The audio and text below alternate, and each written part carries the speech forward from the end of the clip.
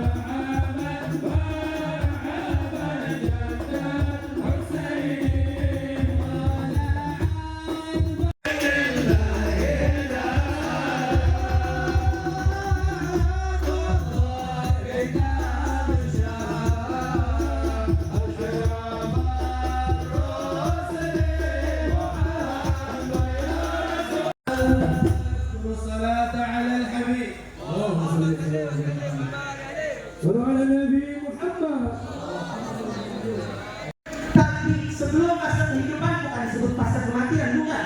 Tapi kita hidup dulu baru mati. Tapi pertanyaannya di dalam Al-Quran yang disebut dari Allah untuk yang di hatinya ada iman, saudara.